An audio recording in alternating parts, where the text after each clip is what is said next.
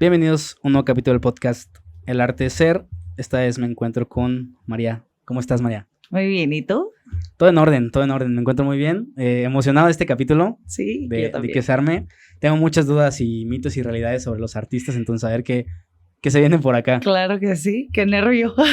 Oye, vi que estuviste la semana pasada en el Salitre. Sí. Particularmente es un lugar que a mí me gusta mucho y me llena muchísimo. Me gustan mucho los toros. Entonces Okay. hay un ruedo ahí bastante bonito. padre y tiene Sí. como todo este toque, pues, de hacienda y... Sí. Aparte es un gran lugar. Sí, yo nunca había ido. O sea, fue la primera... Yo tengo 10 años viviendo en Querétaro y es la primera vez que me tocó ir. Y padrísimo, porque también me dijeron que lo acaban de remodelar. Entonces, como que me tocó una hacienda muy, pues, seminueva, muy bonita, súper ambientada. La verdad es que también hicieron un excelente trabajo de producción. Entonces quedó todo al tiro. ¿Cómo se llama? El evento es Click Art, ¿no? Click Art se llamaba. ¿De sí. qué se trata? Era una subasta de arte con la finalidad de apoyar a una joven atleta mexicana que se llama Critzabel y ella es judoka y la queríamos apoyar con lo recaudado para que se fuera a los Panamericanos. Ya. Sí. Y me llama la atención esta parte de cuando se subasta una obra, porque obviamente estuvieron varios artistas pintando en el momento, digo, Sí. lo vi en varias stories. Sí. Y pues es interesante como todo el proceso y la gente que lo está viendo pues se enamora también de esa parte de yo me quiero llevar eso Sí. que este artista está pintando con tal delicadeza, pero la parte de ponerle un precio y que tú no sepas en cuánto se va a subestar Híjole. tu obra, cómo depende, cuando aparte Sí. también es una donación, cómo es ese sentimiento de decir, Estaba yo súper nerviosa también, fue mi primer subasta. Y como tú dices, una de las partes más bonitas es como hacer al público parte de, porque gran parte de las obras de arte, pues es el momento del artista con su obra, ¿no? Entonces casi siempre es algo muy personal.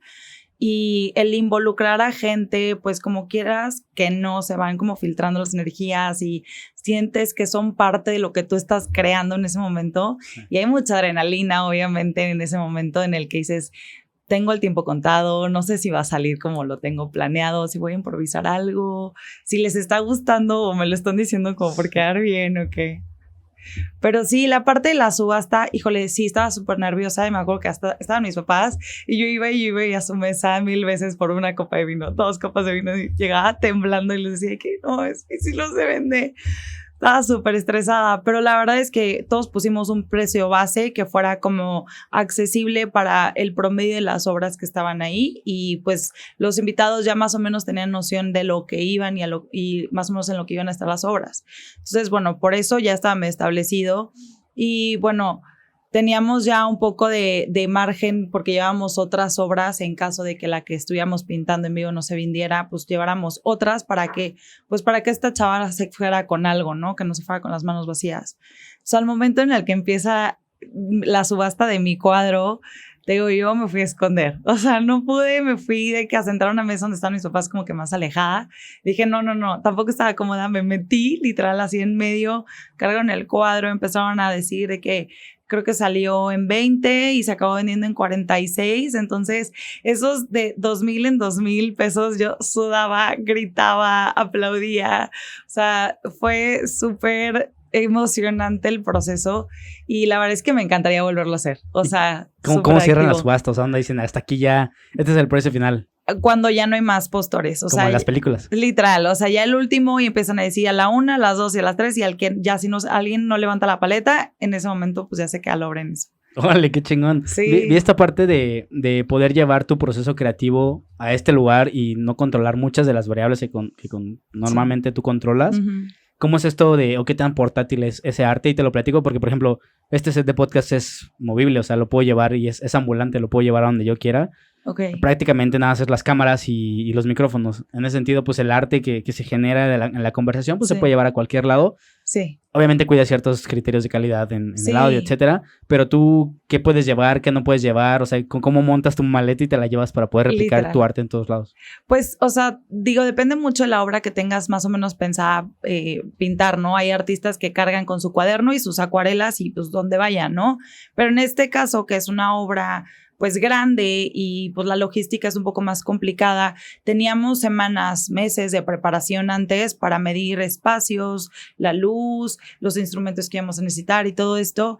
Y la verdad es que no es tan práctico porque, por ejemplo, el tema de la luz sí es bien sensible para por lo menos para mí, que yo pinto muy realista, sí me gusta mucho fijarme, pues que no se vaya a ver plasticoso, que no se me vayan detalles. Hay artistas que son más libres con esto, pero también, por ejemplo, yo estaba entre dos artistas que estaban pintando con aerosol y pues yo no llevaba nada de protección. Entonces llegó un punto en el que dije, no manches, me está pegando un chorro el aerosol y pues el aire sopla de un lado para el otro y te avienta la pintura. Pero digo, es parte de, o sea, como que ya sabes que eso va unido a la experiencia y te dejas un poco llevar, te relajas un poco en el aspecto de que pues si te salpican, caes, se chorrea, se tira algo, fluyes, ya como que ya estando ahí dices, mira, ya lo que está en mi control, chingón, y lo que no, ni modo, o sea. ¿Qué tan controladora eres en ese sentido o qué tan expuesta estás al caos? Porque también veía que los artistas tienen que ser como esta... siempre estar como en la expectativa en el momento triste, ¿sabes? Para poder crear. Entonces creo que también esa parte se deja una puerta abierta para el caos y que ese caos también genere cierta magia en tu proceso. Yo particularmente tenía como mucho control en las emociones. Me gustaba mucho controlar mis emociones y tener plan B y C de qué hacer porque me desbarataba si fuera alegría o tristeza. Sí. Y empecé a ver que también había una cierta magia en dejar un caos para también como humano poder actuar y decir, bueno, pues esto soy yo, o sea, y tengo que ir aprendiendo y está bien tener un proceso estandarizado, pero si vas metiéndole tu cosecha, tienes mejores resultados. ¿Qué tanto dejas tú al caos? Yo creo que como en todo en la vida, o sea, somos co-creadores de nuestra realidad y nacemos sabiendo nada. Entonces, todo lo que es parte del proceso de aprender, pues es externo a lo que tú ya traes, ¿no? Es prueba y error, es permitir que, híjole, se me cayó esto, pero mira, se ve padre. Ahora ya no sabía que con esto y esto, o sea, como que sí tienes que permitir mucho la experimentación. Yo en lo personal soy súper controladora también, o sea, como mi arte también es un poco realista y es un poco apegado a la, pues no quiero decir técnica, pero sí como a cierto proceso, me cuesta un poco de trabajo como decir ya, que se chorree, que se tire, no importa, no sé qué. Y esta obra en lo particular fue muy caótica, la que pinté ahí en vivo, porque desde el principio el lienzo estaba mal imprimado, me trajeron un tamaño que no era, no me agarraba la pintura y dije, ¿sabes qué? O sea, lo que sea, va a ser hermoso porque también lleva mi sufrimiento, mi estrés, toda la anticipación que tengo de este momento. Entonces, creo que esa es la parte de la magia, ¿no? La parte en la que uno pone y Dios dispone. O sea, tienes que también dar permiso a que los factores externos afecten lo que estás haciendo y sean parte de y lo hagan algo todavía más hermoso o más allá de lo que tú te hubieras imaginado. Pero es hasta después que encuentras ese sentido, ¿no? O sea, en ese momento sí estás enojado, estás triste algunas veces y a veces te friqueas. Sí, te estresa. O sea, sí estresa y en especial cuando son obras que ya son por pedido, o sea, que no son tan... pues me suelto y a ver ahí qué sale y como quiera, pues ahí lo puedo tener arrumbado o taparlo, ¿no? Cuando tienes un pedido específico para algo, una galería, una exposición, pues la verdad es que si tienes, por lo menos yo tengo como un control de calidad muy, muy especial que no me gusta entregar por debajo de, y a veces siento que ciertas cosas no están cumpliendo mis expectativas y empiezo yo de verdad como que a patinar. Pero bueno, también la creatividad no solamente se ve en el lienzo, sino en el resolver problemas, en el buscar cómo hacer las cosas funcionar de otra forma, colaborar también, preguntar, investigar, platicar con otros artistas. Entonces, como que viene siendo un proceso muy, muy bonito también esa parte del caos. Vi esta parte como de los mitos entre los artistas, que tienes que ser descubierto por otra persona para poder como ser un artista de élite, y me hace interesante porque en el arte también pues creo que debes de segmentar como algo que te guste y te llene el alma y otra cosa que también sea comercial para poder vivir de eso. ¿Qué tanto balanceas tú en ese sentido? ¿Qué tanto crees que sea realidad? Que tengas que ser descubierto al menos para que pague tus cuentas y ya después pues lo balanceas con algo que sí te nutra. Pues mira, más o menos sí hay un poco de razón y poco de realidad en esa frase, porque el arte, por lo menos en México, es muy, bueno, en general, ¿no? Pero en México es muy complicado vivir del arte, es muy mal pagado, más cuando eres un artista principiante o que no tienes contactos o no estudiaste o lo que sea. Es difícil poder moverte en un medio que es muy volátil y que también pues es una moneda al aire, nunca sabes en qué puede pasar, ¿no? Pero sí, por ejemplo, yo tuve, pues digamos, como que la bendición de que lo que yo empecé a pintar por gusto propio se empezó a vender y se empezó a mover y empecé a subir yo mis precios para que me pudiera empezar a ser redituable el trabajar y vivir de esto.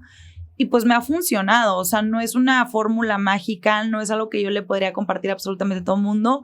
Eso es algo que a mí me funcionó. Tengo muchos amigos que también empezaron teniendo un trabajo, no sé, digamos, de abogados o de otra cosa, y en su tiempo libre pintaban y pues vendían y empezaron a hacerse un campito hasta que ya les empezaba a comer más tiempo, ¿no? Entonces, creo que es súper peculiar el camino de cada artista, o sea, no hay un camino A, B y C para formarte como artista. Puede ser que muchas personas estudian, yo no lo estudié tampoco, por ejemplo, hay personas que se van a otros lugares y allá les hacen como internships y pues ahí empiezan a trabajar de eso, tampoco fue mi caso. Entonces como que cada artista es una huella digital, su trayectoria, su carrera es tan personal como el arte que hacen, entonces... Pero a la hora de elegirlo, tienes que tomar alguna referencia de alguien, ¿no? O sea, sí hay como al principio decir, pues yo quiero hacer eso, al menos pintar, y tomas la referencia de esa persona e intentas muchas veces replicar su camino, ¿no te pasó así que tomabas a alguien, lo intentabas y fracasabas? No. Te lo digo porque, por ejemplo, en el podcast a mí me pasó que empezaba a ver muchos podcasts y yo quiero hacer eso, y al final imitas lo que está... Lo que ya hay. Lo Ajá. que ya hay. Que ya tiene un camino, ¿no? Y tardas un rato en encontrar tu propia voz, en este caso es tu propio arte. Sí. No, la verdad es que sí empecé como a buscar, más que en el hecho de la carrera, sino como en el hecho de qué pintar. O sea, como que a veces mi inspiración sí venía basada en trabajo de otras personas. Toda la vida me gustó a mí mucho pintar, o sea, desde chiquitita. Entonces, como que yo me acuerdo que copiaba los dibujos de los cuadernos que venían en las portadas y así. Pero como carrera como tal... Yo simplemente me acuerdo de haber visto maestros de arte que vivían de eso y decía, yo quiero esa vida. O sea, yo quiero una vida así de bohemia, así de libre, así de verdad conectarte a ti y que eso haga que gire todo. Entonces, como tal, así la profesión, pues no se la pude haber copiado a nadie porque no tenía a nadie cercano ni conocía a nadie que cerca de mí viviera sólidamente de eso. Pero pues siempre tuve como que esa filosofía de pensar que lo que quieres, si te esfuerzas, te empeñas, le echas todas las ganas del mundo, se va a dar, y mientras no lo sueltes y seas fiel a eso, sea lo que sea. O sea, en mi caso fue la pintura y también yo empecé súper, y decía, no me voy a morir de hambre, o sea, y sí me moría de hambre, o sea, sí llegó un punto en el que de verdad yo arañaba las paredes y decía, no he vendido un cacahuate, tengo que pagar la renta, tengo que pagar todas las cuentas y no estoy pudiendo, y ya estaba pensando y que dije, güey, me voy a meter de algo mientras...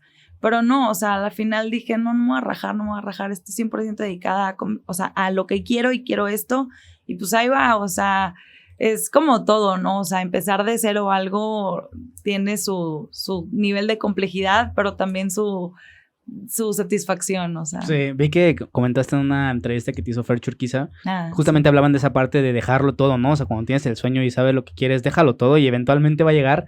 Digo, también suena bien bonito de que sí, yo lo dejé todo. Y no. en retrospectiva fue de que me moría de hambre y te sabes la historia y dices, no mames, qué cabrón. No, sí, y no solamente, o sea, el como dice, pues hacer las velas, ¿no? O sea, aventarte al barco y decir, pues ahí voy.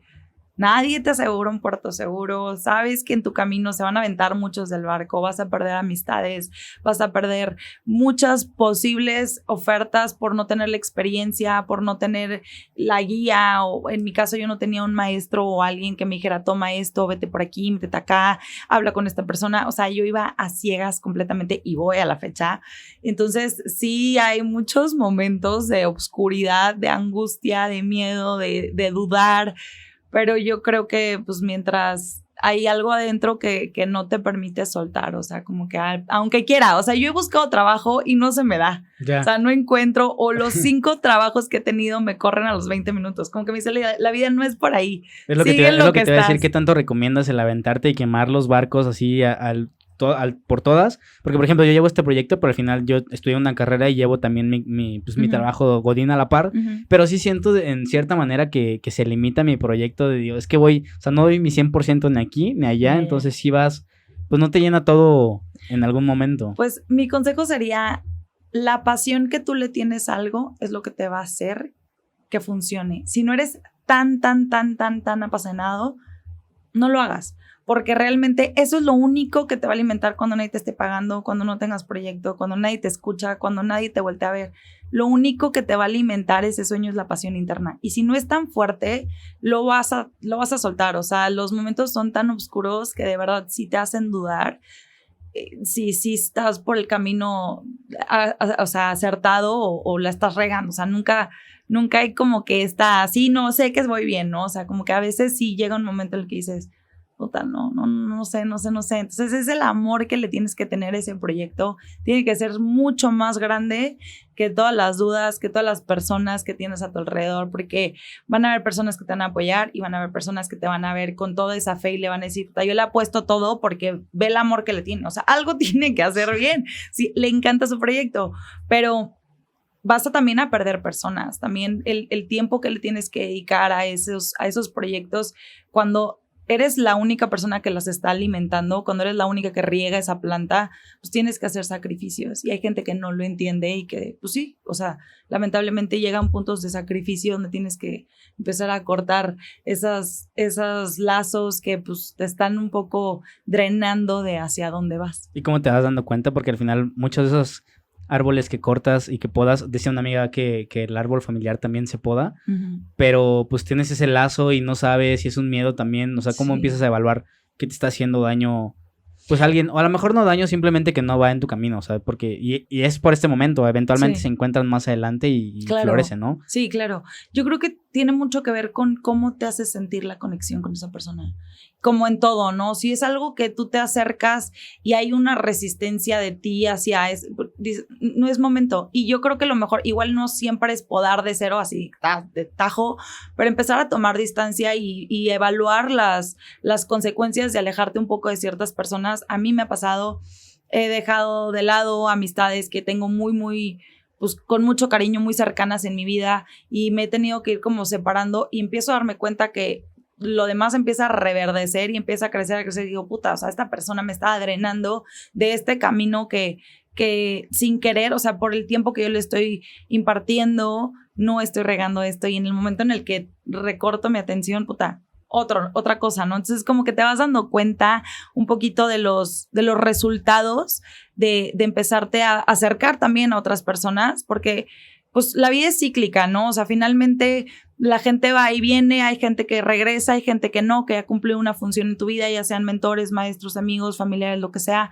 y permites también que otras personas más capacitadas para esa etapa de tu vida entren. Entonces creo que también una gran parte para mí ha sido empezar a juntarme con gente que tiene un poco más de experiencia, ¿no? Como que esta frase súper famosa, así que dicen, si eres el más pequeño, o sea, el más grande en un cuarto, estás en el cuarto equivocado. Si eres el más inteligente en el cuarto, estás en el cuarto equivocado. El más exitoso, estás en el lugar equivocado. Entonces, me pasó en una junta que tuve con varios, la junta que decía yo, qué chingón no ser la única que sabe de esto, porque de mis amigas yo soy la única que se dedica al arte. Entonces, como que el rodearte de gente que sabe más y te hace sentir como que todavía hay mucho más por explorar, te da hambre, preguntas y dices, no manches, qué chingón que estas personas están acercando a mi vida, de donde yo me puedo seguir nutriendo.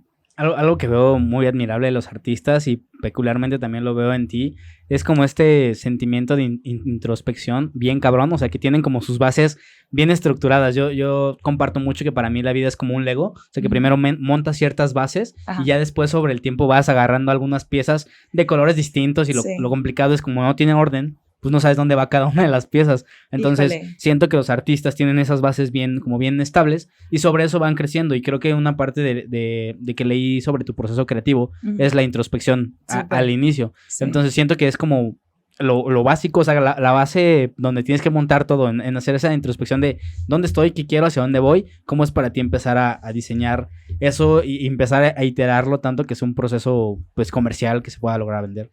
Sí, bueno, la verdad es que yo creo que ser artista en general, hablando de músicos, hablando de pintores o de cualquier gama, es muy espiritual. Y por espiritual no me refiero a religioso, sino es mucho de esta parte sensible que todos tenemos. O sea, el resolver un problema es tu creatividad, ¿no? O sea, cuando tienes un poco esta sensibilidad más a flor de piel o más fácil de expresar como somos los artistas, está completamente ligado a tu crecimiento personal. Tú puedes ver, la carrera del quien me digas artista y ves la evolución, ¿no? De cuando empezó a cuando, no sé, digamos, la guerra o el hambre, la muerte de la familiar, esposa, esto, lo que sea. O sea, y ves cómo se va transformando su arte y su carrera, porque finalmente somos como estas proyecciones de lo que hay, tanto dentro como a nuestro alrededor. Y es como el simple hecho de materializar algo que es intangible para muchas personas, o sea, ya sea la tristeza, la felicidad, una emoción o un sentimiento, un proceso, lo que sea, el ponerlo en algo físico, que es la labor del artista, para que otras personas también lo vean y digan, eso está dentro de mí también, o sea, sí, eso está como unido a mí, aunque no signifique lo mismo para mí que para el artista, ¿no?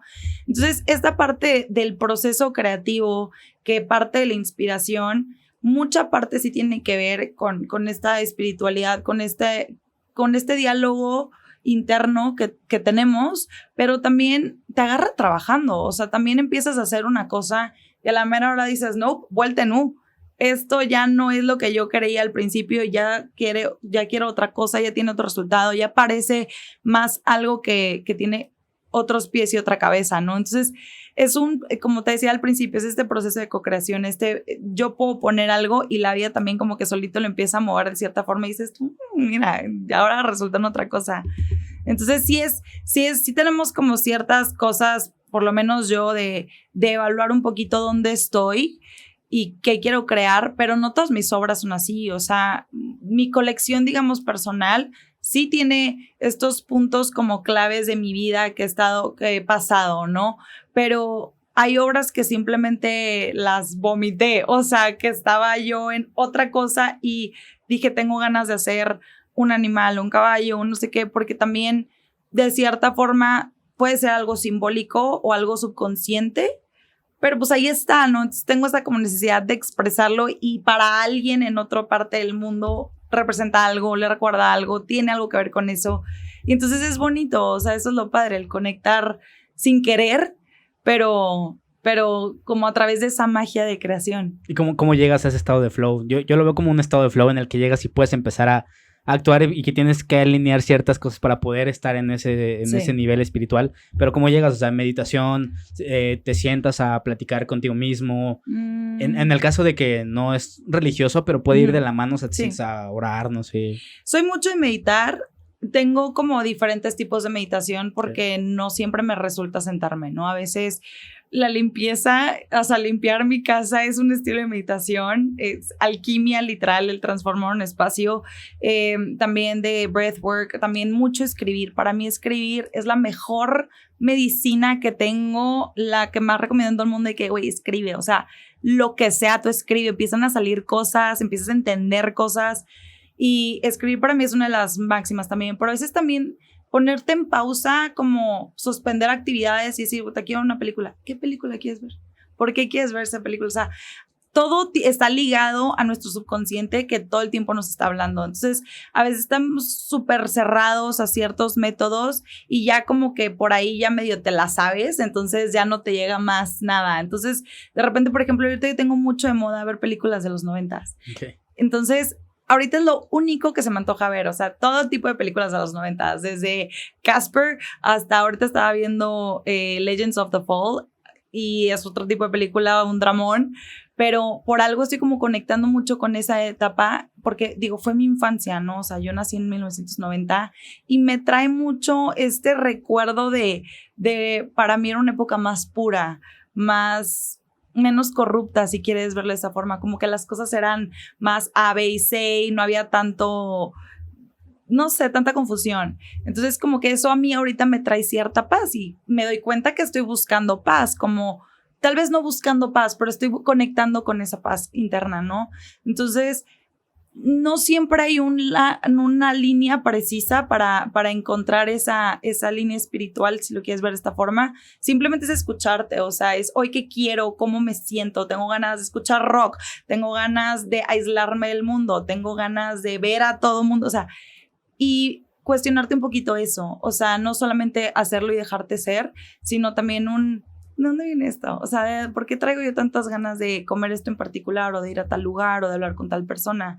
Entonces, el simplemente empezar a ponerle nombre a las cosas en tu cabeza te hace como que asienten y son ideas, se vuelven concretos, o sea, se vuelven ladrillos que te sirven para construir obras o proyectos, ¿no? ¿Y qué pasa cuando vas iterando y ver películas de los 90s no funciona, pones rock y no funciona? O sea, llegas con un momento de crisis. Porque he escuchado mucho que cuando llegas al fondo lo único que te queda es subir, pero muchas veces sí hay mucho más fondo abajo, ¿sabes? Y nunca lo sabes hasta que lo vas experimentando. ¿Qué haces en esos momentos de crisis oscuros? Que otra vez platicábamos como la parte comercial de que no se ha vendido nada. Pero supongo que en inspiración también es terrible de que no, ahora que pinto. Sí, no tanto, o sea, fíjate, tengo una parte de mi trabajo son comisiones, entonces hay trabajo que ya está como prepensado por un cliente, ¿no? De que, oye, quiero tal, oye, estoy buscando más o menos esto. Y incluso también tengo trabajo con arquitectos que me mandan el proyecto ya tal, me dicen, oye, esto va. Entonces, el permitirme pasar de esta parte personal a esta parte como ya más de trabajo, me da como que ese descanso de la purga interna, ¿no? Entonces, y también me permite aprender otras cosas, también me permite hacer proyectos que no se me hubieran ocurrido o que yo, si no me dicen, no se me hubieran antojado ni siquiera. O sea, ahorita, por ejemplo, me hablan, no sé, de arte abstracto y yo no es como que no es mi área, pero he aprendido a hacer muchas cosas a través de las obras de arte abstracto que me han encargado. Entonces, son cosas que agradezco, que digo, si no me los hubieran pedido, yo nunca hubiera aprendido a hacer estas técnicas. Entonces, como que descansa un poquito esa parte de emocional interna. Y también me ha pasado que incluso me dicen, oye, quiero este tema, pero tú desarróllalo, y no tengo ni idea. Y ahí sí es como, híjole, realmente, o sea, como lo decía, la inspiración existe, pero tiene que encontrar trabajando. Es un boceto atrás de otro, atrás de otro, atrás de otro, aunque no te gusten. O sea, aunque tú los veas y digas, están horribles, pero no pares, no pares, no pares. De no parar, algo va a salir, y de eso, y agarras el otro papel que hiciste, vuelves y dices, mira, la textura quedó padre, pero mira, esto, y empiezas. Te tiene que agarrar chambeando, o sea, no es como que divinamente te cae así la imagen, dices, ya llegó, ¿no? Y bateas algunas de esas cosas porque también veo que como que eres muy abierta a experimentar porque justamente como que le metes más inputs a tu proceso creativo de que ahora voy a aprender de acá y otra vez acá, pero bateas también algunas otras que dices, ¿sabes qué? Como que, ¿y como cuáles? Sí. Porque, por ejemplo, a mí me pasa en el podcast que también tengo que, pues, designar cierta línea del contenido, exactamente, claro. Filtrar y no es que no sea para todos, porque sí, todos tienen grandes historias, pero hay otras que te interesan más. Sí, y claro. Es complicado para mí, pues, dejar a la gente en sí o limitarte a decirle, güey, ¿sabes qué? No es el momento, no, probablemente más adelante. Este proyecto. Muchos, o sea, sí me ha pasado varias veces que llegan con proyectos de que, oye, me gustaría que hicieras esto y esto y esto. Y hay varias razones. Una es por tiempo, o sea, no me da tiempo, el presupuesto que tienen no me da para hacer ese tipo de proyecto, no me llama la atención el proyecto, o conozco a alguien que podría resolver mejor ese tipo de proyectos por tiempos, por muchas cuestiones. O sea, también me han llegado personas que me dicen, oye, ¿podrías hacerme algo? Que yo digo, la neta no, güey, o sea, no se me antoja, pero ni tantito. Y no es que no se me antoje, es como que digo, está completamente fuera de mi línea de querer siquiera yo ponerle mi tiempo, mi energía a eso, aunque me lo vayan a pagar, aunque lo que sea. También siento que tiene que haber una fidelidad, como, no solo como artista, sino como cualquier profesionista, porque si no ya se vuelve una como especie de lucha por el dinero, como por ego, y se empieza como... Sí, se ve como prostituido también, ¿no? Se empieza a prostituir el trabajo y dices, ya perdió la intención que es, pues, tuya, o sea. Sí, yo veo mucho en tu arte animales, flores y personas, o sea, en ese sentido, ¿qué arte no iría con el tuyo? Que pudieses batear, digo, no tiene que ser con un caso particular, pero alguno, por ejemplo, para yo entender cómo ¿qué podrías discriminar y qué no? Pues, yo creo que tal vez algo que me pidan como alguna escena violenta o algo que en este momento de mi vida, yo no te puedo decir si en 10 años estoy pintando yo nada más arte súper grotesco, porque no estoy peleada con ello y de hecho me encanta el arte grotesco, pero a la hora de yo enfrentarme con eso, siento que no está alineado a mí y tal vez sería algo que yo tendría que rechazar en este momento porque justo mi camino creo que va un poquito inclinado hacia otro lado. Podría terminar en ese lugar porque pues no estoy peleada con nada como tú dices, pero en este momento mi proceso de aprendizaje creo que tiene un poquito una línea que me está gustando mucho y me está divirtiendo mucho aprender y siento que algo que, no sé, que sea como disruptivo para mí misma el tener que hacerlo, creo que no lo haría yo con el amor que hago, los proyectos que hago. Sí, vi esta parte que también en tu proceso creativo tienes la investigación y ahorita me empieza a hacer sentido como que tienes las puertas abiertas a todo y después le metes esa seriedad de decir, pues no sé en qué me metí, no sé qué chingados voy a hacer, sí, pero pues me tomo ese tiempo de investigación. Sí. ¿Cómo es esa parte para ti de investigar cosas nuevas, clavarte lo suficiente? Y te lo comparto porque en los podcasts también es investigar a las personas, sí, pero no clavarte tanto porque ya sabes que te va a contestar esa persona, entonces ya vas haciendo las ideas de que no, güey, pues hubiera dejado espacio ese mismo caos. ¿Qué sí tanto te delimitas en la investigación para un proyecto? Híjole, yo soy la persona más curiosa que yo conozco. O sea, literal, todo investigo, todo me intriga. Hace mucho una prima me dijo, no te vayas a dormir sin hacerte una pregunta y googlearla antes de dormir. Entonces, siempre en la noche estoy como, no sé, ¿cómo se hace la gelatina verde, la típica de Rugrats, ¿no? Pero algo que dices, algo que me intriga o algo que me gustaría hacer, y es como un túnel, como Alicia atrás del conejo. Ahí vas, buscando y le picas a todo. Y la verdad es que soy súper curiosa, todo investigo, todo me gusta leer, todo. Tengo como que mucha hambre de información. Entonces, para mí, el tema de la investigación nunca es así, nunca para. O sea, es así, siempre quiero saber más de temas que probablemente no me hubieran interesado hace un tiempo o que si no me meto a investigarlos digo, pero está conectado con, ahora entiendo esto. O sea, por ejemplo, a mí hace, mucho tiempo el temas de política tal vez no me importaban tanto y luego empiezas a entender la historia y la política y entonces el reflejo del arte y el comercio de los productos se vuelve como, todo siempre está conectado. Entonces tienes que encontrar justo ese punto y eso para mí es riquísimo. Y la cuestión de poderlo plasmar en mi idioma, lo tengo que entender yo para poder trasladarlo, ¿no? Sí, a mí me parece fascinante eso de conectar puntos que aparentemente no tienen relación. Se siente como una eureka, ¿no? De que, claro, wow, no había descubierto esto. ¿Crees que todos somos así de curiosos? Sí. Porque he practicado con gente que yo me hago preguntas que ellos como que se limitan así de, no se termina la conversación y yo como de, ¿y por qué no preguntó esto? ¿Y por qué no preguntó esto otro? ¿Crees que todos somos suficientemente curiosos? No, yo creo que justo no nadie, pero a la gente le falta mucha hambre y curiosidad, o sea, mucha hambre de más. Pregúntate todo, o sea, pregúntate por qué piensas lo que piensas, por qué tienes una de las cosas que a mí me da mucha risa que la gente dice, no, pues es que así soy. Pero ¿quién te dijo que solo podía ser así? ¿Quién te puso esa etiqueta y te cerraste el mundo y te limitaste tus paredes a reducirte a una identidad?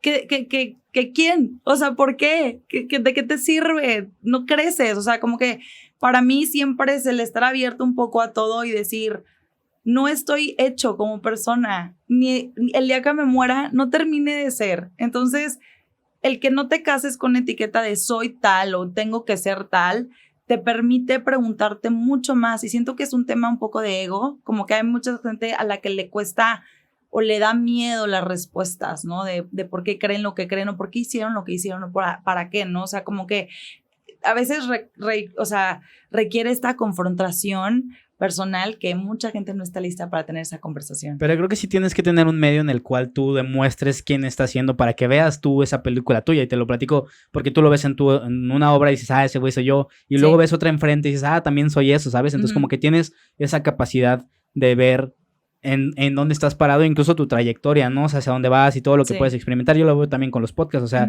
hay algunos que digo, no quiero ver ese güey, sí soy yo, sí estuve ahí, sí lo dije, pero estoy completamente arrepentido, y otros que te representan 100%, pero no creo que todos tengan esa oportunidad de ver, pues, su avance o su progreso. Entonces, creo que eso es importante tener tú donde vomitar tu claro, ¿no? Claro, y como dices, o sea, el decir que no estás casado con algo en específico te permite regarla y te permite decir, puta, en ese entonces yo era tal, y hoy nada que ver con esa persona, pero te permitiste ser y te permitiste crecer y te permitiste aprender y evolucionar esa parte y resultó en otra cosa, o sea, todo es parte de, o sea, nada, si tú quitaras una sola pieza de lo que hiciste en un pasado, no serías quién eres hoy. Y el seguir escarbando y buscando y metiendo y quitando piezas te permite seguirte haciendo otras figuras y otras formas que tal vez no te hubieras imaginado jamás que pudieran haber llegado a ti, o sea, o que pudieras haberte transformado en esa persona. ¿Te arrepientes de la formación que tuviste respecto a la pintura? También vi que tú aprendiste sola, entonces como que vas reflejando ciertos avances y al principio como que lo más básico dices, no inventes, ¿cómo hice eso en ese momento? ¿Sabes? O sea, quisiste haber partido como 3 escalones arriba y pudiste haberlo hecho. Digo, sé que en retrospectiva pues le puedes agregar la historia que tú quieras y la que te convenga, pero si tú pudieras regresar el tiempo, te hubieras saltado esos pasos estudiándola. No. ¿Por? No, porque para mí, como te digo, todo tiene un porqué y un para qué.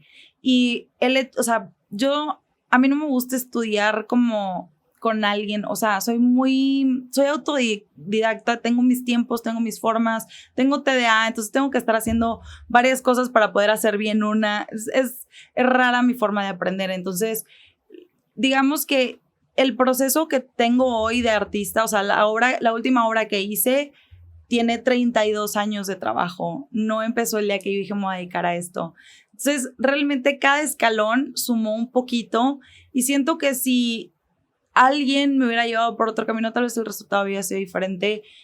Quizá también me gustaría, o sea, no sé, pero realmente he disfrutado tanto mis propios cagaderos y mis propios decir, ¿qué es esta porquería? O sea, si mis papás te enseñaran mis primeros dibujos, te mueres de la risa, o sea, porque mucha gente también me dice eso, de que es que tienes el talento.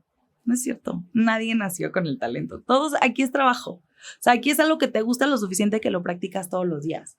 Y las cosas que te gustan, las haces, o sea, las haces en la escuela, en el cuaderno, las haces por gusto a tus amigas, Entonces, pues no es como que aprendí de cero, de chiquita, así, de que ya hacía perfecto. Claro que no, o sea, es como crecer, es como decir, no, es que ojalá me hubiera saltado a la adolescencia porque era horrible. Pues sí, pero pues también te trajo cosas padres Sí, y viste cosas. ¿No? Sí, claro, eso es parte de todo. Fíjate que esta parte lo rescato mucho, esto de iterar, porque me he topado últimamente con amigos que como que deciden ya no seguir cierto camino y mi consejo es de que, güey, síguelo haciendo hasta que te vuelvas bueno, o sea, justamente esta parte, y me costaba como entenderlo y aterrizarlo de que nadie es bueno haciendo, o sea, nadie es bueno al principio. Y yo pensaba que sí, o sea, por eso tenía ese conflicto de que es que sí es bueno, pero no, y cómo le hace, y creo que mi proceso es iterar y generar en el camino. Te decía al principio que para mí tener todo y llegar todo, nada más a sentarme y platicar, es fenomenal porque si me tropiezo con algo técnico antes, ya en el proceso que yo disfruto, que es la plática, ya valió madres, voy a llegar súper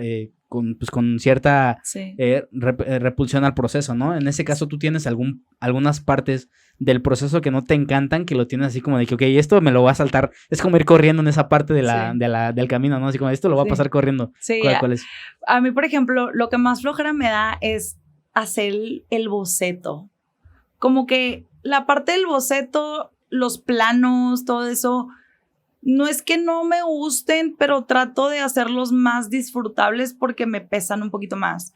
Son más, pues como es gris, es más técnico, si lo quieres ver así, como que el tema de la perspectiva, la proporción y que quede bien y esto y lo otro.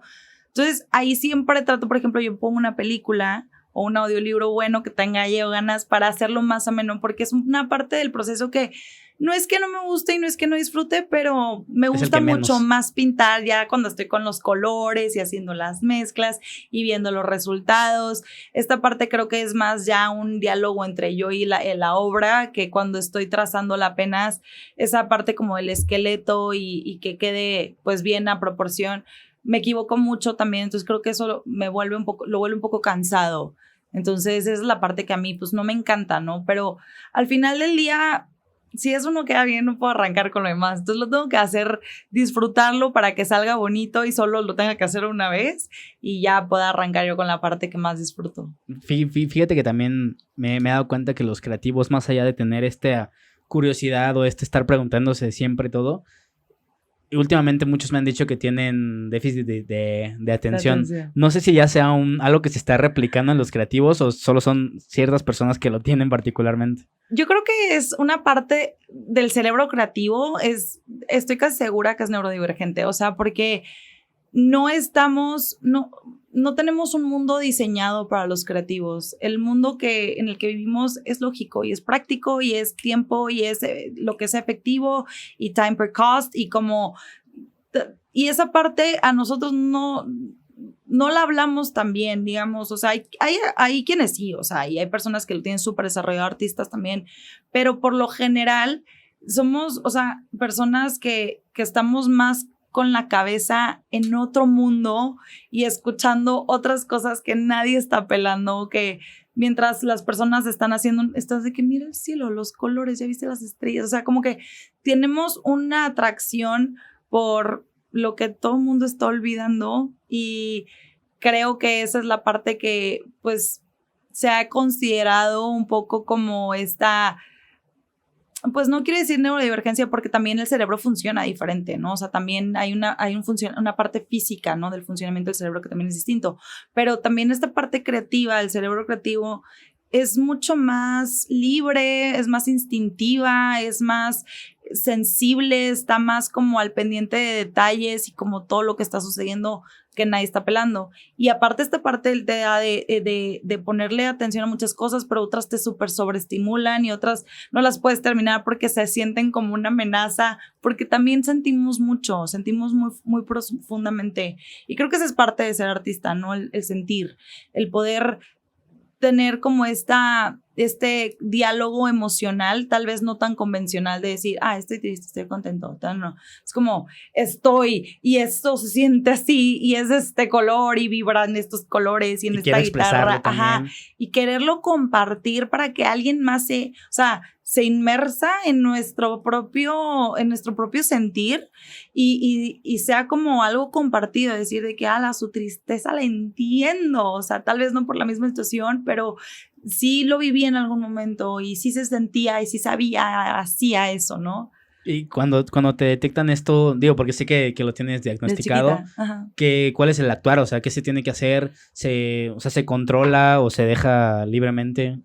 Me podrían haber medicado. Decidimos no medicarme porque como que no era tanto problema. Sí, a mí me costaba mucho, por ejemplo, en la escuela, empecé a ir a terapia de estudio porque yo era donde me sentaban, hacía un desmadre. Con la que me pusieran al lado ya cotorreaba, la de enfrente era mi chile y estaba y distraía medio salón y hacía que todo el mundo reprobara, pero me distraía, me la pasaba coloreando, también haciendo dibujitos. Entonces, para mí el tema de estar sentada en un salón de clases escuchando una cátedra era completamente gris.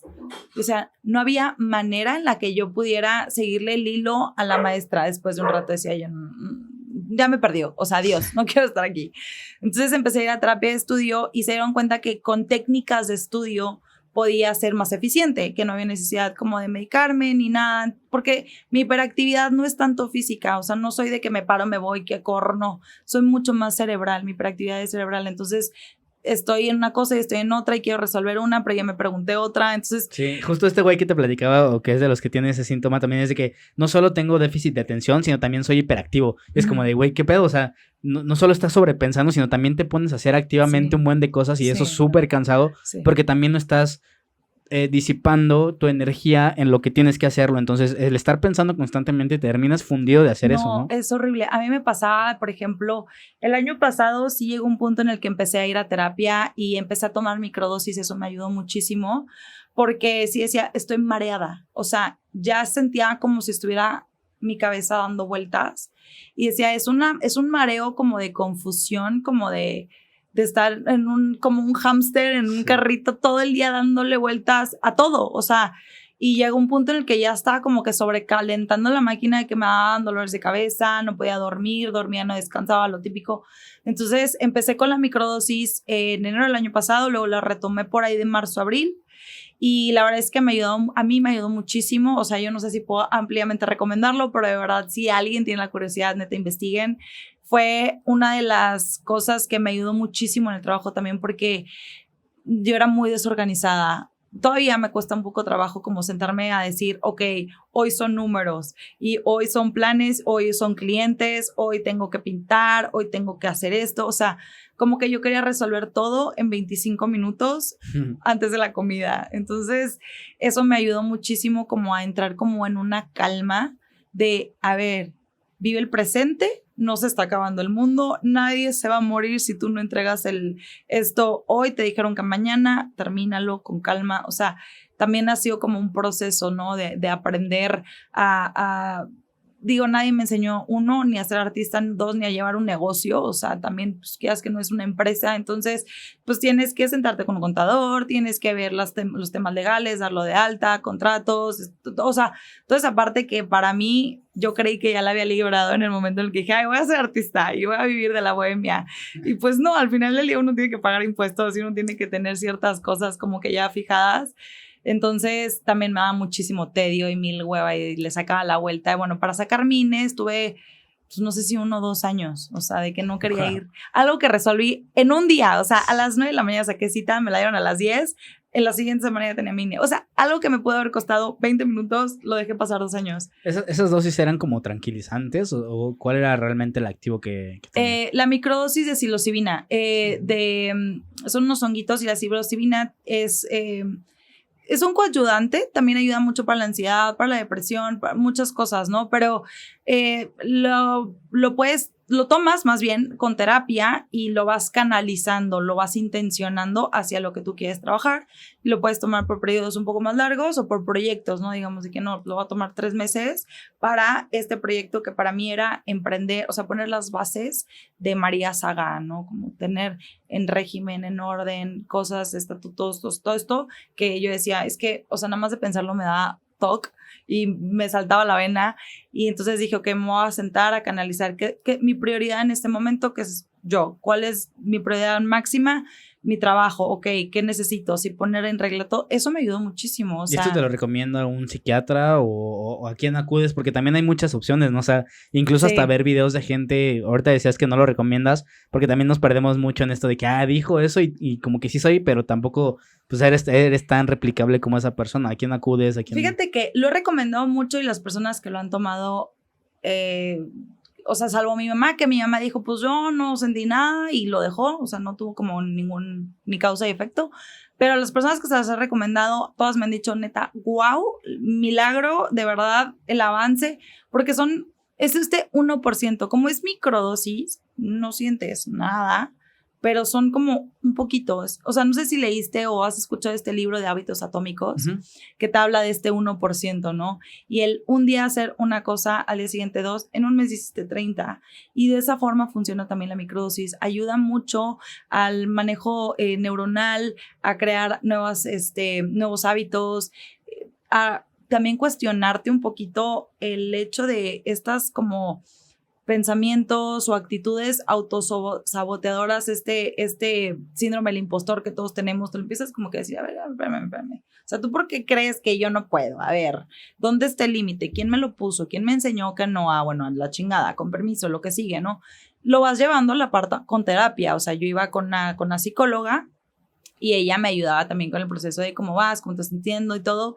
Es hermoso, o sea, la verdad es un proceso natural, pues viene a la tierra y todo. Te digo, no lo puedo recomendar así como que ampliamente, porque sí tienes que tener como, pues que no tengas nada, digamos, algún trastorno cerebral importante, porque ahí sí creo que hay, como son psicodélicos, pues creo que sí hay un contraindicativo, pero pues si no, si tienes temas como de ansiedad o un poco de depresión o estos temas, son súper buenos coayudantes para soltar pastillas de depresión, antiansiolíticos, todo esto.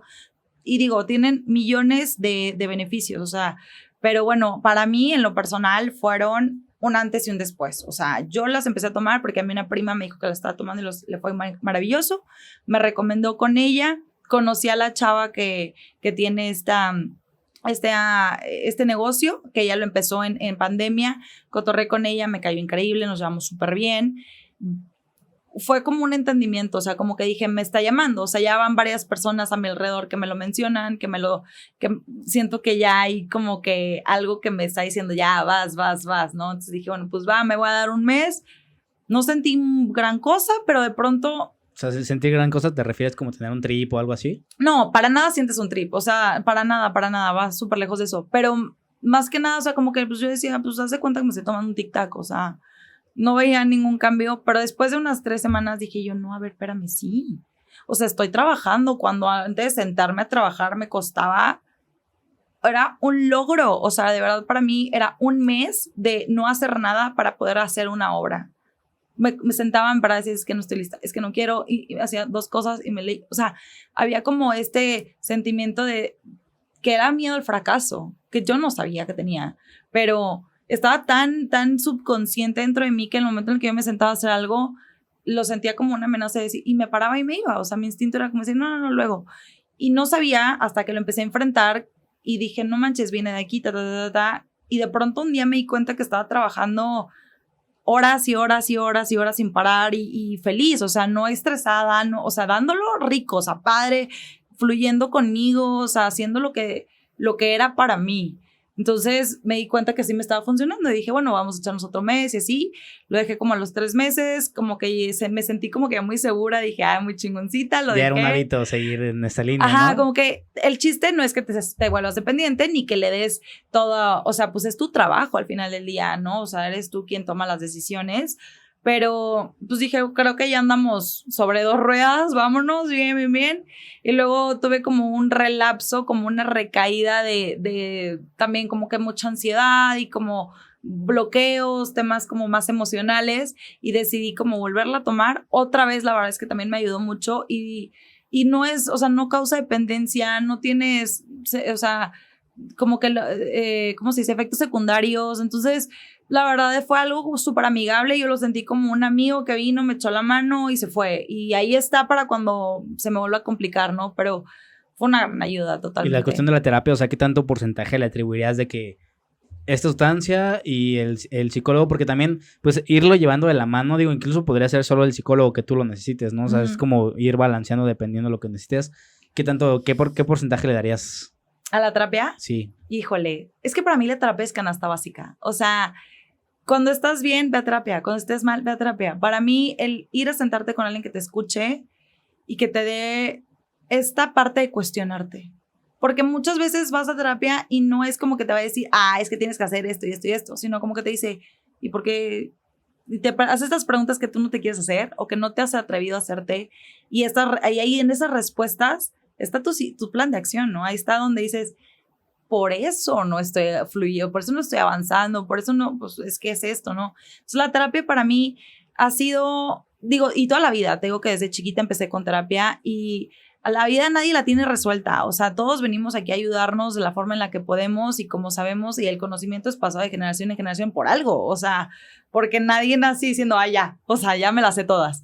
Entonces, la terapia es, para mí, o sea, un proceso indescriptible de autoconocimiento y no solamente cuando uno está triste, porque muchas veces es de que, chin, la estoy pasando mal o me está pasando esto y vas a terapia, ¿no? Te esperas hasta el punto crítico, pero hay veces en las que dices, a ver, hoy que estoy bien, voy a darme una sesión, platicar y de pronto te encuentras con algo que dices, claro, o sea, hay gratitud, hay felicidad, hay celebración, cosas que tal vez en tu día a día no te permites o no tienes ese espacio para ti mismo de poderlas tener. Entonces, para mí también la terapia es ese momento contigo mismo, súper íntimo, súper privado, súper necesario. O sea, de conocerte, de darte esa palmita en la espalda, de decir, aquí estoy para ti, o sea, te escucho, te pongo atención. Ese amor propio es sentarte contigo. No sé, tú no te sientes a hablar contigo, ¿por qué se va a sentar alguien más? Sí, y aparte de darte ese espacio para poder expresar. Y fíjate que también hay muchas terapias gratis, o sea, hay psicólogos en línea que te atienden por WhatsApp, pero también es darte ese momento y ese espacio de decir, güey, tengo que ver por mí, porque si no, por mí, ¿quién lo va a hacer, no? Y aparte es, pues también otra vez ves ese crecimiento personal de que, ok, ya avancé en esto. Yo lo noto también cuando escribo y ves ese avance de que, ok, en ese día estaba de la verga, pero ahorita que estoy escribiendo está bien chingón esto que estoy escribiendo y vas viendo ese avance, pero si no tienes esta terapia, pues no lo haces. Esta parte de la planeación también en tu proceso creativo, entiendo que los artistas tienen como este estigma de que solo están haciendo las obras y no se preocupan ni por venderlas ni por planear nada. ¿Cómo es para ti encontrarte y designar este momento en el proceso creativo de dedicarle la planeación exclusiva para que tu proceso sea fructífero? O sea, a mis a mis obras personales, digamos, como que las obras que yo pinto por gusto propio, ahí sí me cuesta un poquito más de trabajo. O sea, sí le doy un poquito de prioridad a lo que son comisiones y clientes. Y sí, justo esa parte de decir, yo tengo también, pues esto, ¿no? O sea, esto también no es para todos los demás, también es para mí, también tengo que darme ese espacio. Y en la planeación de una hora personal, casi siempre nace, o sea, es como una llamada, es como algo que de repente, pum, me viene un sentimiento o algo de quererlo sacar. O sea, digamos, por ejemplo, uno de los últimos cuadros que hice fue un momento de mi vida en el que yo estaba triste, estaba pasándola mal, acaba de terminar una relación que fue, o sea, absolutamente de la nada, fue de la noche a la mañana. Entonces como que en lo que agarras la onda de qué está pasando, como que sentí que me había volteado una ola y me senté a meditar y dije, a ver, espérate, no está pasando nada. O sea, real, no está pasando nada. Sí, se terminó esto, pero a ver, yo estoy bien, o sea, nada más está sucediendo. ¿Y por qué me siento tan, o sea, tan impaciente? Me refiero impaciente no de insistente, sino como sin paz. Y llegó un punto en el que empecé a reflexionar el que la paz que yo estaba buscando la tenía dentro de mí. Me llegó a la mente una imagen y dije, la tengo que pintar. Y de ahí a que yo la pinté pasaron 2 años. Wow, ¿qué imagen era? Es una imagen que acabo de pintar, es una chava que tiene una lechuza en el hombro. No, sí la vi. Y está con las manos en el pecho y el pecho sale como una luz. Y así la visualicé, o sea, sí habían cosas que le cambié después, como el fondo y así, pero en sí para mí, mis obras personales tienen como mucho, no quiero decir misterio, pero como mucha simbología. Y como simbología que puede solo ser mía, ¿no? O sea, que para mí representó eso y quien más adelante quiera saber va a tener que estudiarme a mí para entenderla, pero en su momento fue algo que dije, esto para mí representa esto. A mí me encanta estudiar muchos temas de astrología, de simbología, tarot, todo eso me encanta y creo que de ahí saco muchas cosas, pero para yo planear el momento sí fue un proceso muy largo de 2 años de atreverme a soltar eso. Y creo que también tenía que ver mucho con el proceso de soltar esa relación que me costó pues, 1 año y cacho. Y fue como el momento de decir, ya, la solté. Aquí, este fue mi final. Y es muy personal, o sea, y sí cada quien realmente no sabes, o sea, no sabes cuánto tiempo te puede tomar. Puede ser 5 minutos, 6 meses, 3 años o 10, o hay artistas que nunca terminan sus obras. Sí, platícame esta parte de conectar. Y yo lo veo mucho en la música, que los artistas plasman cierta idea en una canción y tú interpretas lo que tú quieras. Y de hecho también parte de que el arte pues sea entendible es que eso, que tenga esa facilidad de conectar con lo que realmente el artista quiso. Pero también siento que hay una magia en no saber ni qué chingado está queriendo ser el artista, ¿sabes? ¿Qué tanta conexión o qué tanto le dejas tú a eso de que quiero que sí entienda este güey que quiero, o también escondo ciertos mensajes que solamente son para mí? Depende de la obra. O sea, me gusta jugar un poquito con eso, ¿no? Como con la psicología del espectador. Hay obras que pueden ser muy... es lo que es, pero una vez que está fuera de ti, es que ya no es tuyo. Sí. O sea, ya como dice esta frase de beauty is in the eye of the beholder, como el que lo ve lo tiene. Y el que lo ve interpretará lo que quiera. Yo puedo haber pintado girasoles y alguien vio huevos estrellados. Y es tuyo. O sea, en el momento en el que sale de mí, ya no es como un niño. En el momento en el que nace, ya no es tuyo, ya es de ese ser. Sí, pero no te da como cierta repulsión porque tú lo pintaste, tú lo planeaste, tú tuviste todo ese proceso y soltarlo, decir, ¿sí? Me divierte muchísimo ver lo que otras personas ven o les gusta o no les gusta. Incluso en el momento en el que me dicen de que no, es que siento que no sé qué, es como que, órale, o sea, wow, está bien. De eso se trata, de que cada quien le escarbe, porque en el momento en el que alguien interpreta de otra forma, está colaborando conmigo. Pero y esa parte también se me hace interesante, que tienes que tener el reconocimiento de otra persona para poder, pues no sé si clasificar tu arte o verlo o calificarlo incluso. O sea, por ejemplo, el contenido, o sea, hacer contenido, hacer videos, pues alguien más te lo tiene que calificar con likes, con shares, con todo ese tipo de cosas. Y de cierta manera te deja cierta insatisfacción si no llega a esos números. Que puedes volver a verlo y decir, sí soy esa persona, sí, yo lo hice con esta intención, pero también hay una métrica de vanidad que tienes que cumplir. ¿No lidias con esto? Híjole, sí, al principio sí, ya no. Antes, cuando empezaba a pintar, claro, tenía cierta expectativa de que quería que todo fuera perfecto y que todo el mundo le gustara. Pero después, a medida de que me fui entendiendo de que a mí no me importa lo que la gente piense de mí y soy bastante libre, como que digo, mira, hazte volado. O sea, es tu opinión, yo no la puedo cambiar. Yo voy a hacer y tú podrás pensar de mí lo que tú quieras. Tú, el de enfrente, el de atrás, el de al lado, mi mamá, mi abuelito. Me da igual. Yo no tengo poder sobre eso. Y en el momento en el que entiendes que no es tu responsabilidad, descansas del lío. O sea, que dices, ay, mira qué rico, como que ya van a pensar lo que quieran. Entonces, lo más que puedes hacer es serte honesto a ti y ser honesto con lo que estás haciendo de, esto es lo que yo quería hacer, y si les gusta, chingón, y si no les gusta, no pasa nada. Y me han tocado obras que, digo, muchas personas que me dicen, pues no es mi estilo. Chingón, hay para todos. Eso tiene de padre el arte, que no lo puedes reducir a algo. Por eso el arte es tan, o sea, expansivo, que hay gente que dice de que un chicle es arte, y hay gente que te va a decir, como un chicle es arte. Acaban de vender una escultura fantasma, que era una escultura invisible. Y era arte, y se vendió por millones, y hay gente que dice, ¿cómo? O sea, it is what it is. O sea, al final del día tú tienes que ser honesto con lo que tú haces, porque el único placer que puedes encontrar es en ti. Y cuando hay un acuerdo comercial, platicaba con una pintora hace poco también, que me dijo, ¿sabes qué? Pues es que también ellos deben de tener y debes de educar a la persona que te va a comprar, que también debe tener esa cierta apertura, y por eso te está comprando a ti, porque pues entiende que el arte tiene, o tu arte tiene cierto sesgo, cierta tendencia. Mira, ahí está muy fácil. Para mí, si alguien me está buscando a mí es porque le gusta lo que yo hago. Punto. O sea, si quiere que yo le pinte un Picasso, brother, búscate a alguien que haga réplicas o que pinte parecido o que haga algo de tu estilo. Yo no puedo pintar tu estilo. Yo pinto mi estilo. Si a ti te gusta lo que yo hago, bienvenido. Colaboremos, trabajemos juntos, te escucho tus ideas, lo que te guste, y lo hacemos juntos. Pero si no te gusta entrar a lo que yo hago, no voy a torcerme para darte gusto, porque no se trata de eso. Eso también, como decíamos, es prostituirse. O sea, son pesos más, pesos menos, lex más.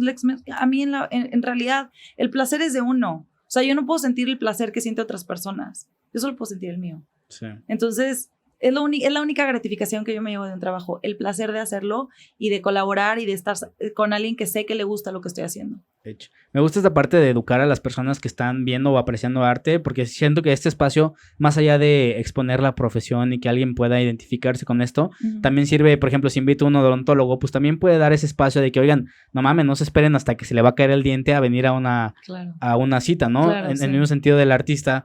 ¿Qué recomiendas tú para que la persona que va a ver arte, que recomienda arte o que comparte arte, pues tenga ese cierto criterio para poder decir, ¿sabes qué? Mira, no me gusta esto, y también no llegar a reventar? Siento que pasa mucho con el arte, sobre todo que hay ciertos puristas que buscan como reventar y que, güey, como tú decías, hay pastel para todos, o sea, no te cierres tú a eso. ¿Cuál crees que sea como la línea de educación o el starter pack para poder compartir y estar en el mundo del arte? La educación. O sea, la educación es la base de todo. O sea, si vas a ver una exposición de tal artista, investiga quién es.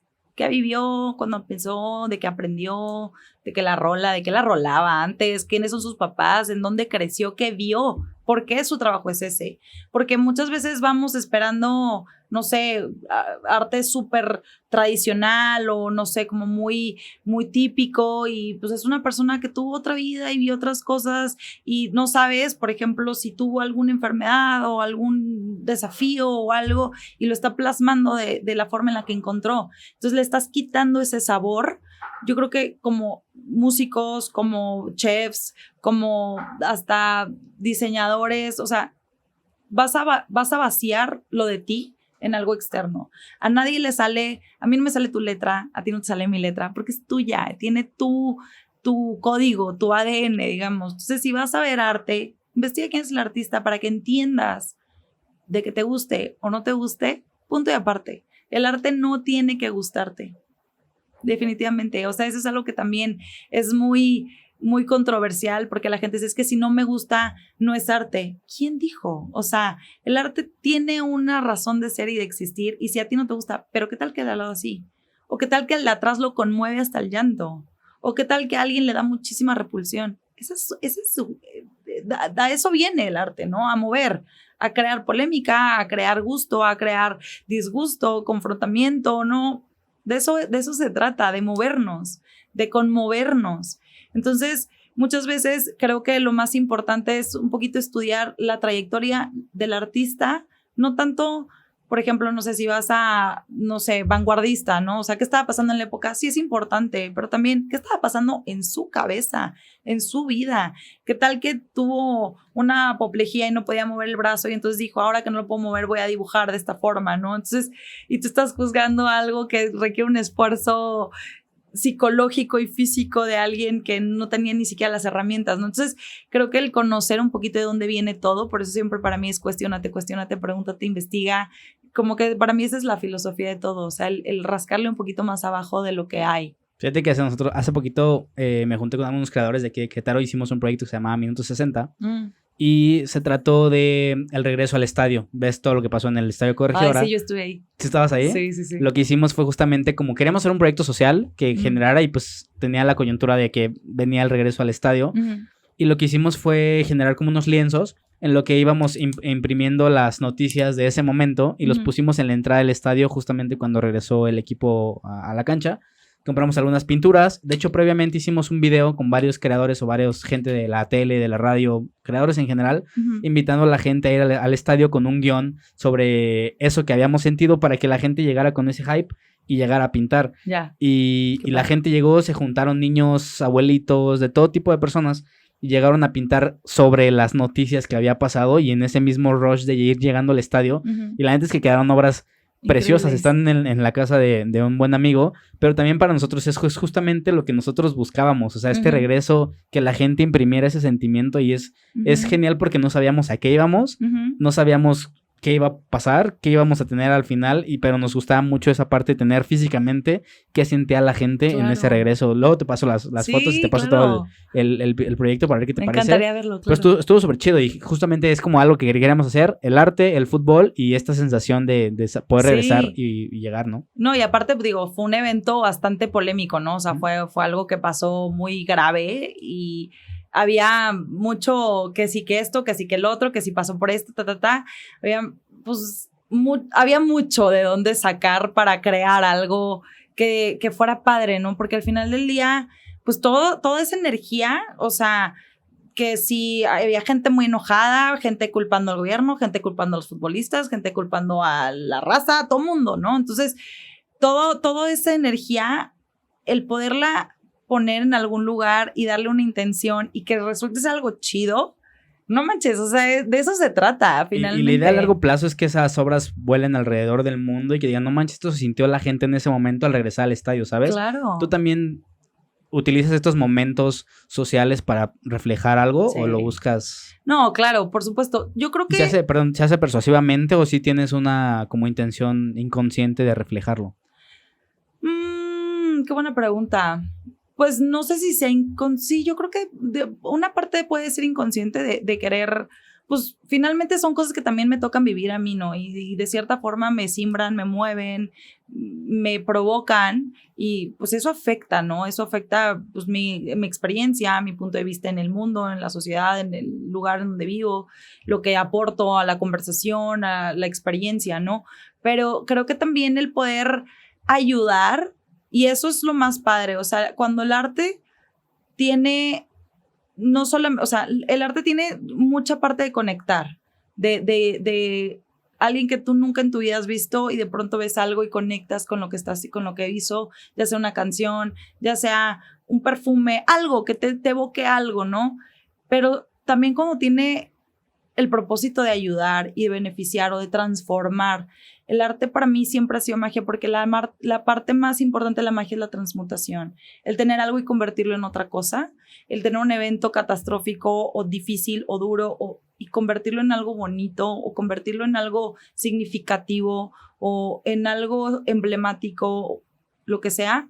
Esa transformación, esa transmutación de un evento a algo físico yo creo que de eso se trata, ¿no? O sea, como que si solamente lo viéramos como que, un evento que pasó y nos dejó esto y ya está y nadie más vuelve a hablar, no se queda solo ahí. O sea, la gente sigue hablando de eso y no le dan su espacio, no le dan su lugar, no le ponen como un ritual de agradecimiento a que pues gracias a que eso pasó ahora tenemos esta conciencia y empezamos a entender ciertas cosas. O sea, todo, yo creo que nada es bueno ni malo y todo sirve para algo. Sí, y tienes como cierta responsabilidad o sientes cierta responsabilidad de tener que hacer algo.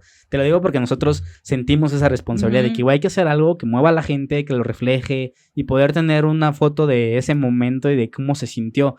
En y ese convertirlo mismo caso, en algo bueno. Exactamente, en ese mismo caso, tú que tienes ese poder de poder adquirir ese sentimiento y poder reflejarlo, ¿no sientes como esa responsabilidad de, güey, tengo que hacerlo a huevo? Sí, totalmente. Y no solamente con cosas mías o del entorno, sino a veces no tengo que estar viviendo algo yo, sino lo puedo vivir a través de alguien que estoy acompañando en un proceso o que estoy simplemente viendo desde algún punto de vista que está pasando por algo y lo hago mío. O sea, no quiero decir que me lo robo, sino como que lo siento, lo entiendo y trato como que de buscarle una escapatoria, una salida, es como un ritualito, ¿no? Como que darle su lugar y decir de que esto pudiera ser esto y que termine en un lugar bonito. O sea, una de las obras también que hice en su momento también estaba marcando una etapa en la que era un poco difícil para mí porque justo estaba empezando yo a pintar, ya como que a vivir de esto, pero pues no me daban los números y tenía yo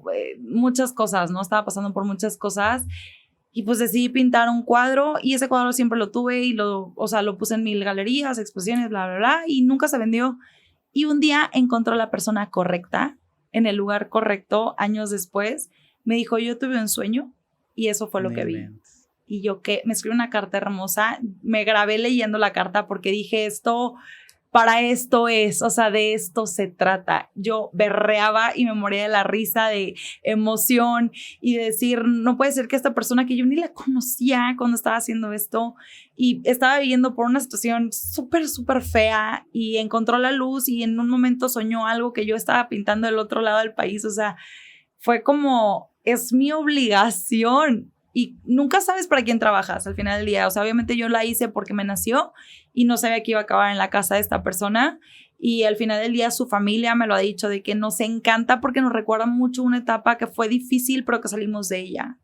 Entonces dices, wow, o sea, qué honor ser parte de ese momento tan crucial de la vida de una persona. Esta parte de cómo estamos conectados se me hace fascinante, sí. Porque también, pues esas ideas van conectando con la gente y piensas lo mismo y eventualmente te topas a esa gente y es como, es otra vez ese momento de eureka. ¿Tú qué tanto le adjudicas al inconsciente o a los sueños para inspiración? O sea, para decir nuevamente, esto tengo que agarrarlo, porque también te vuelves, o sea, el ser creativo es estar en constante adquisición de información y también creo que es importante tener un proceso de indexación de esa información para decir, güey, esto no se me puede escapar. Sí, es que sí, fíjate, sí, es bien difícil porque tú te puedes imaginar o soñar o ver algo, pero de ahí a plasmarlo es un puente y en ese puente pasan muchas cosas. Se caen, empiezan a cambiar, empiezas a tener como cierto conflicto con elementos, como que simbología, ¿no? Entonces, hay cosas que finalmente sí las he soñado y las he querido como implementar, pero a la mera hora digo, no me gusta, no me late y si lo transformo mejor en otra cosa. O sea, como dicen, del dicho a hecho hay un gran trecho. Es el proceso creativo también te va purgando muchas cosas, ¿no? O sea, te va diciendo que sí, que no. Y es mucho instinto, o sea, es mucho un poco el tener ojo para calcular el espacio, las proporciones, que sí va y que ya es demasiado, quítale, ponle, súbele, ponlo rojo, ponlo amarillo. O sea, toda esta parte, pues ya es una parte de vas limpiando, digamos, ¿no? De lo que era la idea original o la que soñaste o lo que te vino. Y, por ejemplo, para mí los sueños son súper importantes. Yo no sé, tengo mucho recuerdo, o sea, recuerdo mucho lo que sueño y tengo una especie de diario donde escribo los que más simbólicos, ¿no? O sea, como que los que más me afectaron o que me desperté como, ay, muy angustiada, lo que sea, y tengo como sueños premonitorios, pero muy cañón, o sea, entonces por eso empecé mi bitácora, porque dije, no manches, lo soñé. O sea, yo sabía que esto iba a pasar, yo lo soñé hace 2 semanas y me pasó hace unos meses, soñé un accidente horrible y lo viví a los 2 días y dije, güey, yo sabía que esto iba a pasar. Entonces, por eso también empecé a escribirlos como que por ver, ¿no? O sea, si podía yo salvar a alguien de algo o a mí misma o lo que sea, pero sí también mucho esta parte, digo, finalmente tus sueños son subconscientes, tu subconsciente hablando y toda la información que guarda. Pero también creo que tenemos una conexión un poquito más allá de eso, ¿no? Como tú dices, todos estamos conectados y estamos conectados a través de una red energética, digamos que no es palpable, tal vez para el ojo humano, pero ahí está, ¿no? Y entonces también de ahí puedes desglosar y bajar información y entonces hay muchas cosas para mí, es que para mí ese tema es guau, o sea, sí. Todo ese tema. Yo también, fíjate que yo soy muy receptivo a ese tipo de vibras, o sea, luego sientes cuando alguien te vibra y te te quitas cuando alguien no. Entonces, claro. para mí eso es súper importante también rodearte, no solo de alguien que te aporte y que también esté en tu mismo círculo, pero alguien que vibre, o sea, es como de lleno tiene que estar esa persona. No sé a qué se dedica, pero yo también tengo que estar ahí al lado de esa persona. No, y o sea, hay personas, como decíamos al principio, ¿no? Que te están quitando. O sea, que se están alimentando de tu abundancia, de tu prosperidad, de tu buena vibra, de tu risa, y te están hundiendo y te están jalando y chance no es culpa. O sea, dices, no lo hacen en mal plan y no vienen a decir, ay, la que chingar. No, pero están en otra frecuencia. Y eso también como que tú lo vibras y sientes que o sea, cuando te hablan esas personas, te dicen, puta, qué hueva. O sea, lo sientes como un lastre, como una carga. Pero también hay una frase que leí hace muy poquito que decía, no subestimes el poder de un enemigo, aprende a usarlos. Porque también de ahí aprendes mucho. ¿Quién es más crítico que la persona que te está viendo absolutamente todo? Apréndele. O sea, apréndete a observar. Aprende también a usar la información que te traen, qué te dicen, cómo te quieren usar, cómo te quieren manipular. Todo eso también es súper valioso porque si todo fuera flores y mariposas, estaría chingón, ¿no? Pero siento que también haría falta ese con cómo mejoro, cómo prospero, cómo corrijo, cómo hago algo más. O sea, y eso viene como que de ese lugarcito que tal vez a mucha gente no nos gusta. Sí, que justamente no hay como enemigos o gente que está en contra de ti, que muchos tenemos como este ego de decir, no, ese güey no piensa igual que yo y está, o sea, como el presidente, ¿no? ¿Estás o no estás? Sí, exacto. Sino que siempre hay gente que vibra y aunque esté en ideas opuestas, es decir, güey, pues yo quiero a huevo platicar con este cabrón porque al final siempre juntamos temas y llegamos a un punto en común, aunque aparentemente éramos enemigos en ideas, ¿no? No, y aparte de eso, ¿no? O sea, también igual no enemigos, pero dices, esa persona está totalmente diferente a mí, pero jamás se me hubiera ocurrido este proyecto si no hubiera sido con esta persona, porque esta persona tiene la otra mitad de mi pensamiento. Sí. Platícame un poquito del proceso de ejecución, que ya vi en tu proceso creativo, que era el último, en el sentido de que, y volvemos como al inicio, no que controlas, sino que no controlas, ya iterando muchas veces cuál es el proceso de ejecución que más te gusta, que controlas, qué variables le metes. Por ejemplo, a mí lo que más me gusta pintar y con lo que tengo más comodidad y facilidad creo que es el óleo. Y extrañamente fue el primer medio que a mí me confrontaba muchísimo. Yo le saqué la vuelta hasta que dije, es momento. O sea, pasó mucho tiempo y aprendí a pintar en acrílico, se me hacía más manejable porque es agua. Entonces, pues, no sé, siento que yo no hacía tanto cochinero. Y el óleo a mí me daba mucho miedo porque la primera vez que lo usé hice un cochinero y entonces lo hice a un lado. Finalmente llegó mi momento de sentarme a usarlo bien. Me encantó, me enamoré y una vez más te rompes los cristales de tus propios parámetros donde dices yo no odio y me caga esto y de pronto dices wow, o sea, no sabía que esto era, ¿no? O sea, que esto realmente era lo que conllevaba. Entonces cuando empiezo a trabajar con óleo me doy cuenta que es muy parecido a mí. Yo soy muy metódica para muchas cosas y el óleo es muy metódico. Hay capas, subcapas, velaturas, esto, lo otro, ¿no? Entonces, cuando empecé a entender que el óleo hablaba más mi idioma que los demás medios, fue como que tú y yo vamos a ser grandes amigos. O sea, tú y yo nos entendemos perfecto, porque además se lleva bien con muchas otras cosas. Se lleva bien con el aerosol, se lleva bien con el acrílico, se lleva bien con pasteles, gistes, lo que tú quieras. Entonces, hay que saberlo usar, ¿no? O sea, pero es muy bondadoso en ese aspecto.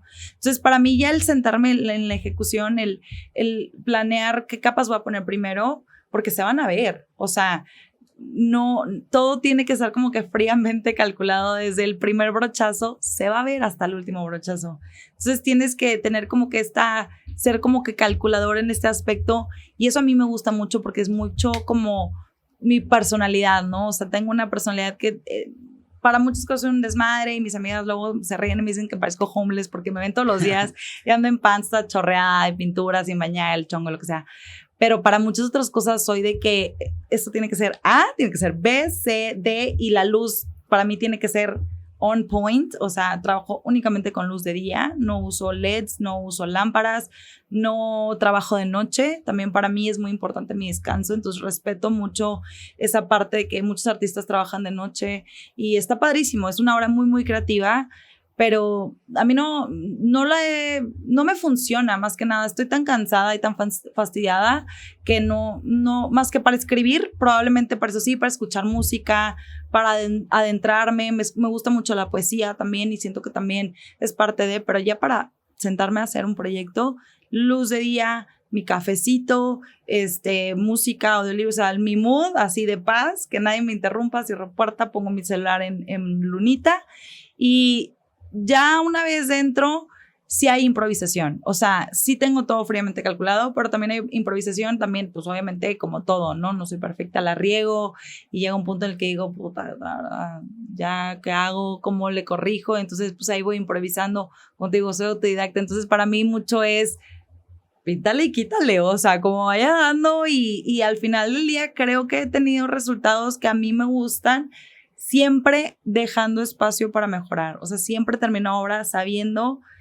que si la tuviera que volver a hacer, la haría mejor. ¿Y cuál es el criterio para poderle poner el punto de aparte? Creo que también los artistas lidian mucho con esa parte de decir, no hay. ¿Ya está? ¿No está? Nunca está. Yo creo que siempre nunca está. Siempre buscas más, ¿no? Nunca está. Yo creo que llega un punto en el que dices, ya es terquear, o sea, ya es estar de más.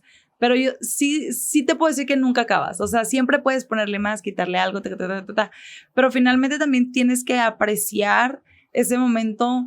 Siento que es como un respiro, o sea, siento que es el momento en el que se empieza a ver ya como algo que te empieza a dar como esta satisfacción de decir, lo estoy logrando. O sea, lo estoy logrando. Y hay momentos, ¿no? Hay momentos muy confrontativos en los que dices, no, esto se ve espantoso, no le pega la luz de este lado y se ve, no, la morra parece visca y esto y te le empiezas a mover.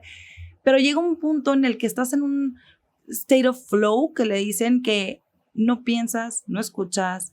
Yo no me paro a comer, no voy a hacer pipí, no tomo agua. O sea, ya para cuando termine de pintar estoy deshidratada, me estoy haciendo pipí, no he comido, me duele la cabeza y estoy tiesa de un lado.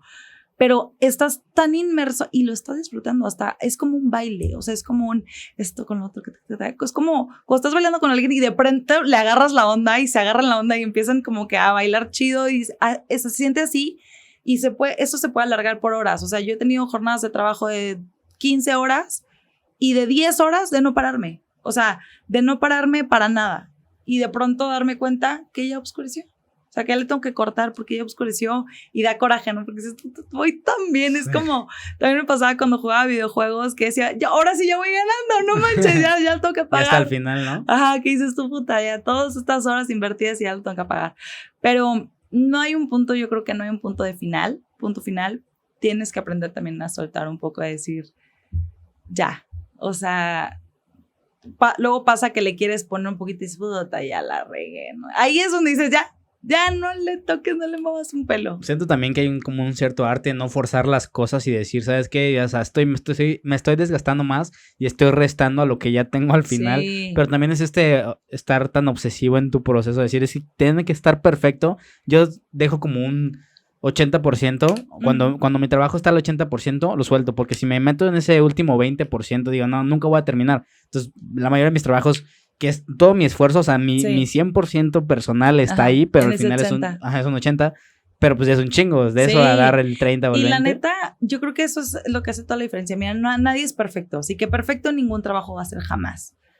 No lo vas a lograr. Entonces, ni para qué te desbaratas y para qué desbaratas algo que está bastante bien. Sí, o sea, las ediciones de video, no sé si has visto, tienen como un timeline y vas cortando y vas modificando, que también se vuelve obsesivo decir, güey, ya tengo que soltarlo. Ya no tiene sentido esto, sí. Pero bueno, María, ¿algo más que podamos agregar? ¿Algo más que quieras platicar? Vimos todo el proceso creativo, que es justamente lo que me quería sentar. Sí, bueno, o sea, si están escuchando esto y a alguien de los que están escuchando les gusta y les late el tema y la carrera de arte y están dudosos, ¿no? O sea, es que lo tengo que estudiar, es que está bien difícil, es que es un medio súper complicado, todos los medios son complicados. Hoy en día hay mucho de todo. En todos lados hay competencia y la verdad es que fácil, nada bueno es fácil. Pero si tienes dudas de si lo quieres hacer, date la oportunidad porque crear arte de la forma en la que sea, ya sea música, ya sea repostería, ya como me la pongas, es tan satisfactorio, es tan nutritivo para uno mismo que el simple hecho de darte el permiso de hacerlo y por lo menos de venderlo, porque vender tu arte, aunque sea a 5 pesos, es extremadamente gratificante. Es una gratificación que nada te la da, porque estás compartiendo y te están regresando y es un círculo extremadamente bonito que no se lo deben de perder. Si tienen ganas, neta, dénselo. Gran mensaje. Pero bueno, María, ahora sí, muchas gracias, Ay, gracias por todo a lo ti. que platicamos. No, pues a ti por tenerme aquí. Un ¿Algún placer. saludo extra que quieras mandar? No, pues a todos, a la banda, aquí andamos. Pues nada más, gracias por escuchar, Pues por nada. conectar. Sí, gracias a ustedes también que escucharon este capítulo. Los invitamos a comentar por ahí y seguir a María en sus redes. Sí, Y claro. pues nada, nos vemos en el siguiente capítulo. Chao. Besote, bye.